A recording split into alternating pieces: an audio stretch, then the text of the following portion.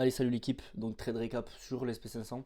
Si vous me suivez sur le Discord, d'ailleurs, si vous ne me suivez pas, vous trouverez le Discord en description directement. C'est un Discord gratuit. Je partage toutes mes analyses tous les jours avant chaque session, le DAX et les indices américains.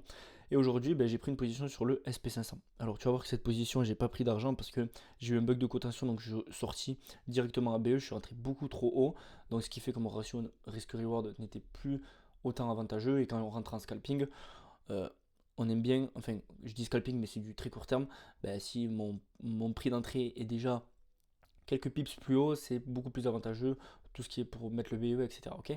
Donc d'abord ce que j'ai fait c'est que en 4 heures, qu'est-ce qu'on a vu? On a vu qu'en pré-market on avait sweep tous les highs. D'abord je voulais vendre ici parce que je savais que on allait chercher les lows un peu plus bas. J'ai pas eu d'opportunité sur le Nasdaq, il y en a eu, mais je l'ai raté.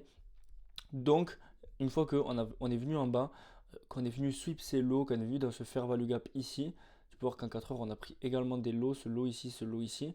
On a pris également ce low là.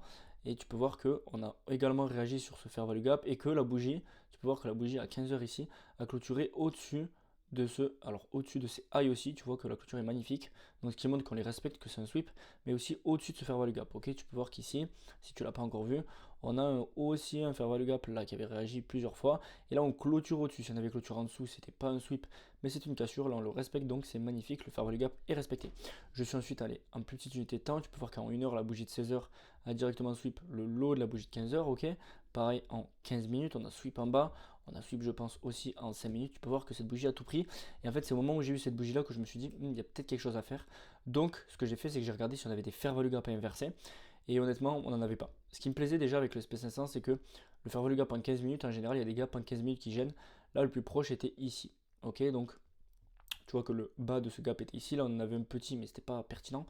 Donc, on peut voir que si je prenais une entrée ici et que même si le prix venait à réagir comme il l'a fait sur ce gap-là, j'ai quand même, tu vois que le premier TP entre guillemets est à 1,46. Ok, donc c'est pas mal. C'est évidemment un premier TP, c'est pas mon TP final, mais pour dire que si le fair value gap en 15 minutes est collé à un 15, M15, j'aime pas. Ok, là il est un peu plus loin. Ce que j'ai attendu, c'est une cassure de la structure. Alors comment je l'ai repéré si jamais tu n'y arrives pas? Tu peux voir qu'ici on a une sorte de trendline, ok, qui a rejeté une fois, deux fois, trois fois, quatre fois, et là boum, on l'a cassé. C'est à ce moment-là où j'ai dit que ça y est, je vais rentrer, faire formation de fair value gap ici en 1 minute. Le prix réagit bien dessus, je rentre. Je voulais rentrer à peu près à cet endroit-là et je suis rentré du coup ici. C'est pour ça que je suis sorti direct à BE, même si tu vois le prix a quand même fait un petit mouvement, mais pour tout ce qui est mise à BE, etc., c'est beaucoup moins avantageux. Donc je suis sorti direct à BE. Ce qui est l'important, c'est que mon biais est entre guillemets bon. On a été respecté un petit peu. Je pense qu'on pourrait aller chercher plus haut. Peut-être qu'il veut prendre en bas pour continuer. Je pense qu'il va quand même au moins prendre ce high là et peut-être retourner aux ATH. On ne sait pas. Mais voilà, c'était mon trade du jour et on se retrouve demain ou dans la semaine pour d'autres trades. Allez, ciao.